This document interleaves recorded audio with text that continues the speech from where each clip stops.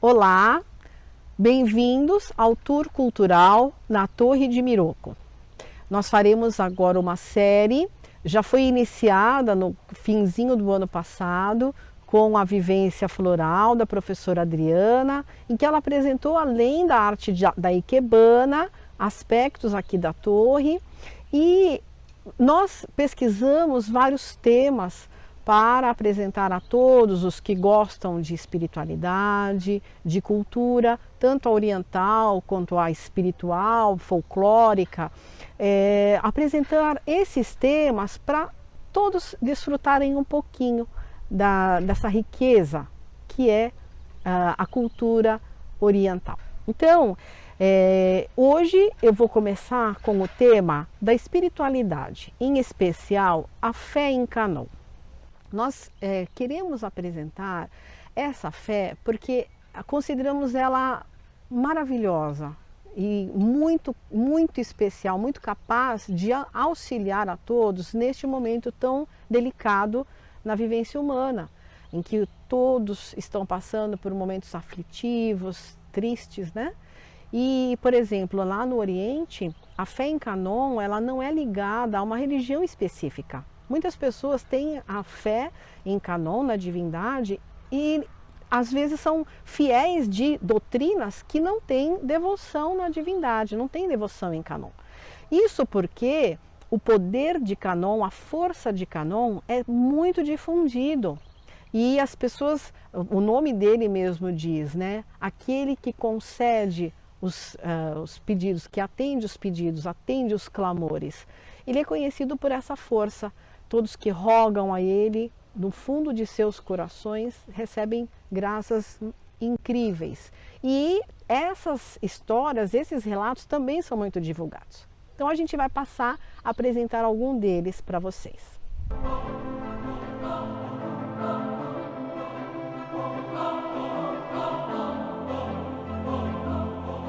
Hoje nós iniciaremos com uma história que, dentre as que eu já escutei, considero uma das mais bonitas, muito emocionante mesmo.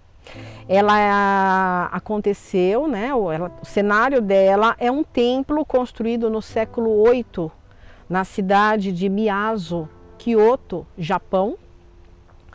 E é muito famoso esse templo até hoje, e essa história ela é muito divulgada. Esse templo faz parte da rota de peregrinação da fé em Kanon no Japão. São 33 templos. Esse é o 28º e a gente vai apresentar hoje para vocês o templo Nariai-ji. Muito tempo atrás, num templo localizado nas montanhas, havia um jovem monge que decidiu se aprimorar, levando uma vida monástica bem dedicada. O inverno nesse local é muito rígido e certa vez as redondezas do templo ficaram bloqueadas pela forte nevasca. Com isso, ficou impossível descer a montanha para ir buscar alimentos que começaram a escassear. Como não tinha o que fazer, o monge rezar o mantra com muita concentração. A princípio ele estava aguentando, mas após 10 dias sem comer nada, ele perdeu as forças até mesmo para se levantar. Então, ele sentou-se no canto do salão principal do templo e passou a rezar o mantra. A primavera já se aproximava, mas a neve ainda estava alta e só lhe restava aguardar a morte. Em certo momento, ele olhou para Kanon, que estava no altar principal do templo, e fez um pedido. Ele rogou: Namo Kanon Bosatsu. Sempre ouvi que ao dizer o seu nome apenas uma vez, os desejos se tornam realidade. Eu tenho fé em Kanon há tantos anos e diante de vós estou a ponto de morrer de fome. Eu não peço posição social nem dinheiro, queria apenas comida. Por favor, conceda-me algum alimento para que eu possa viver apenas mais um dia. Após fazer essa prece, ele desviou seu olhar como se contemplando o vazio. Então, através do buraco da parede do templo, pôde ver no lado de fora, sob a neve, uma silhueta deitada de lado. Ele pensou: O que será? Arrastando para fora do templo, chegou ao local e viu que era um cervo morto por um lobo. Ele pensou: um veado neste local só pode ser um presente de Canon. Usando suas últimas forças, o monge se levantou. De seu coração vinha um forte pensamento. Por muitos anos segui o caminho de Buda, no qual não devemos comer carne, nem mesmo se estivermos para morrer de fome. Caso esse ensinamento de não comer carne seja desrespeitado, posso cair no inferno. Refletir sobre isso o fez parar por um instante, mas ao ver a carne na sua frente, ele não aguentou. Não importa o que vai me acontecer, não importa o castigo que irei enfrentar após a morte, será melhor do que ficar sofrendo agora de fome. Com essa decisão, o monge pegou as coxas do veado e as colocou numa panela para cozinhar. Pouco depois, comeu o que pôde com muita avidez. O sabor dessa carne era o mais saboroso dentre tudo o que ele havia experimentado até então. Porém, ao terminar de comer, o monge chorou alto. Ele estava muito triste, pois havia saído do caminho do budismo. No dia seguinte, o monge ouviu as vozes e passos se aproximando do templo. Do lado de fora, era possível escutar: "Oh, o que será que aconteceu com o monge deste templo?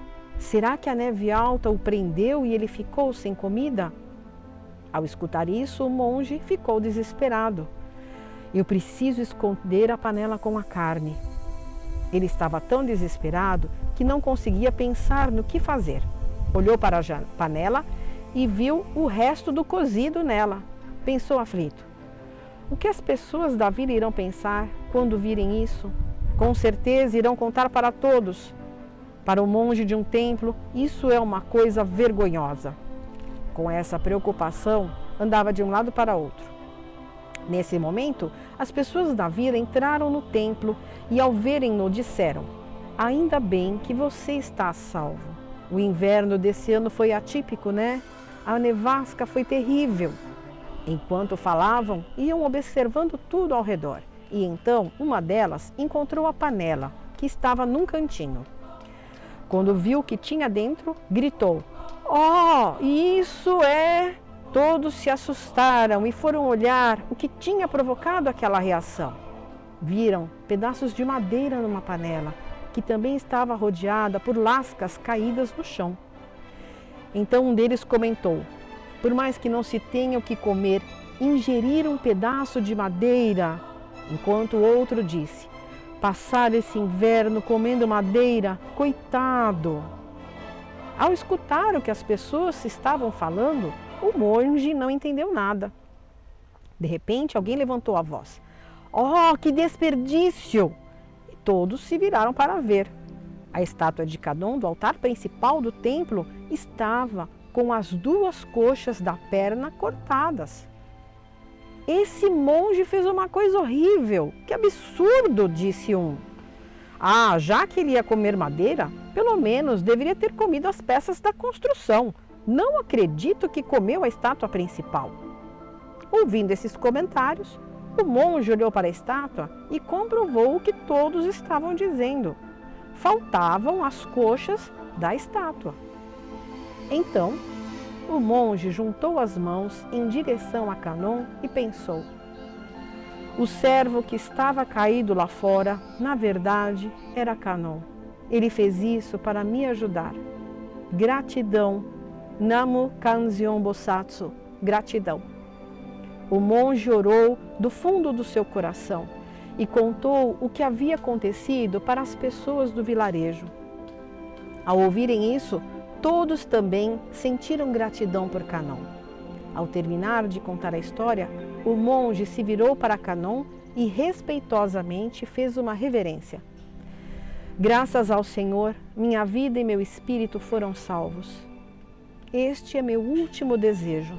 Por favor, volte à sua forma original." Ele fez o pedido do fundo de seu coração. Então, uma coisa surpreendente aconteceu. Diante de todos, a parte que estava faltando na estátua tinha voltado ao estado original. E assim acaba essa história. Depois desse acontecimento, esse Kannon do templo passou a ser chamado de Nariai Kannon. Narial, a palavra Narial significa fazer um pedido virar realidade, transformar. Aí esse templo passou a ser chamado de Nariai-ji e até hoje é visitado por milhares de pessoas, tanto por causa dessa história quanto pela força que ele manifesta. A estátua principal chama-se Shokanzion Bosatsu, que tem esse sentido de ter a força de realizar os pedidos. Esse templo pertence à escola budista Shingon-shu. E assim termina a nossa história de hoje. A reflexão que a gente propõe a vocês é escutar essas histórias com o coração leve, com o coração livre de qualquer ideia pré-concebida. Essa é a fé em Kannon. É uma fé voltada a todos, independente da etnia, da condição social e até mesmo do credo que a pessoa professa em sua vida. É uma fé para aqueles que realmente têm um coração aberto à espiritualidade, ao sagrado e às artes. Tá bom? Muito obrigada a todos e até uma próxima.